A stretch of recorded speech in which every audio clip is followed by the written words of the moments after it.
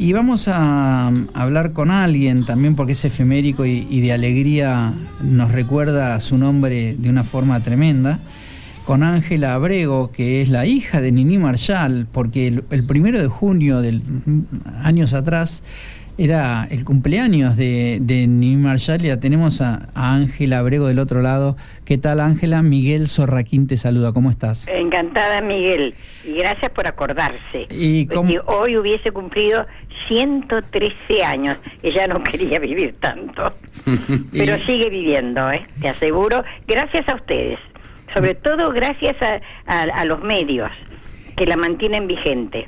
Realmente yo lo agradezco siempre. Yo te puedo corregir, el Tano Pazman te saluda, ¿cómo estás?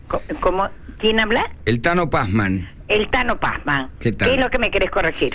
No, te quiero corregir que la seguimos recordando gracias a ella. Sí, yo creo que sí, un poco gracias a ella misma, ¿no? Yo una vez leí una frase que me ha quedado muy grabada: uno es lo que deja en el corazón de la gente.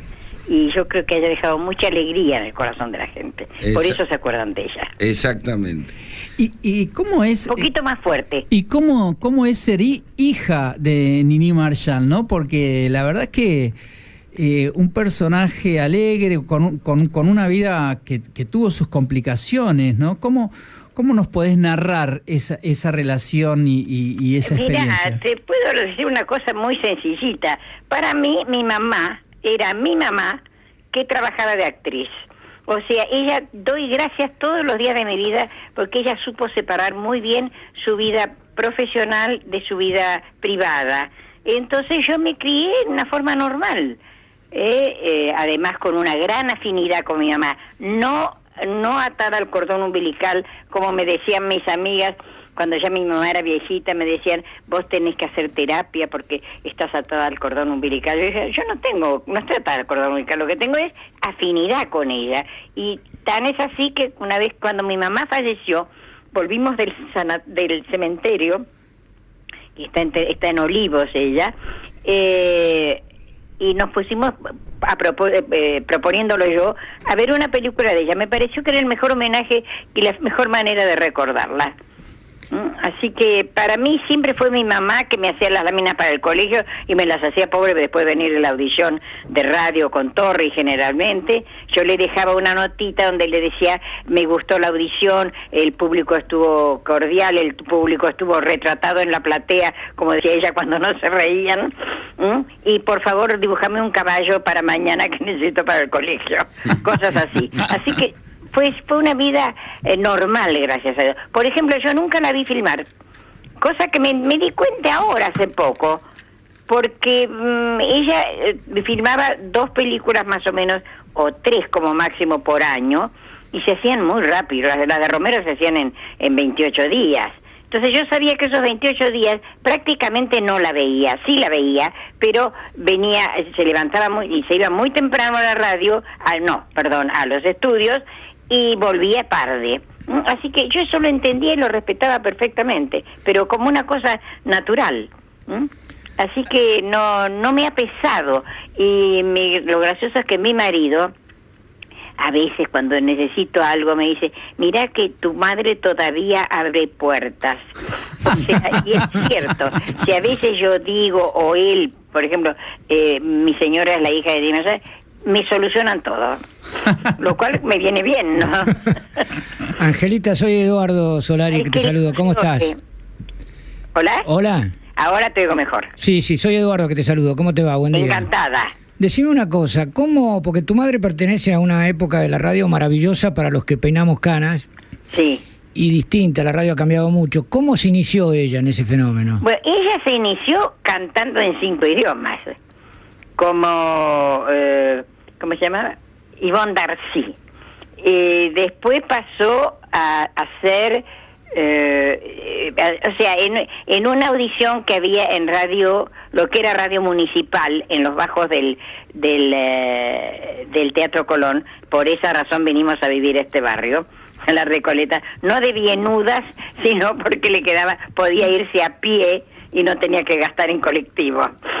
En una audición, digamos, ella cantaba Y entre una canción y otra, o mientras en los avisos y todo, a veces hacía imitaba o se hacía la gallega. Y ahí la oyó Pipita Cano, que tenía una audición en el chalet de Pipita, donde entrevistaba a gente de la cultura, no creo que de la política no, pero sí de la cultura, del teatro, bueno. Y le propuso, si no quería hacer ese personaje que ella había creado para sus olas y el de los que la rodeaban, si no quería hacerlo en la audición. Y ahí lo oyó Roberto Yauró, que era el dueño del jabón Yauró, muy conocido, y la llevó a Radio El Mundo para hacer los avisos de Cándida del jabón Yauró.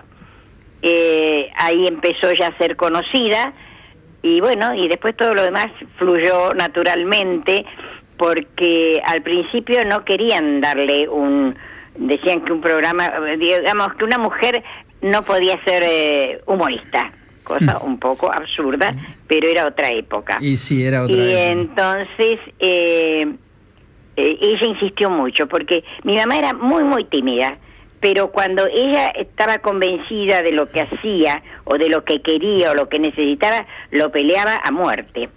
Tan es así que al final Pablo Osvaldo Valle, que era el director de Radio El Mundo, le dio digamos como si fuera un micro en una audición de Francisco Canaro, que era el director de orquesta de tangos más conocida de la época. Y terminó ella siendo la audición de Nini Marshall con Francisco Canaro. Había empezado a la inversa, Francisco Canaro y Nini Marshall. Bueno, ahí surgió después, y ahí empezó a hacer Cándida con Torri como interlocutor.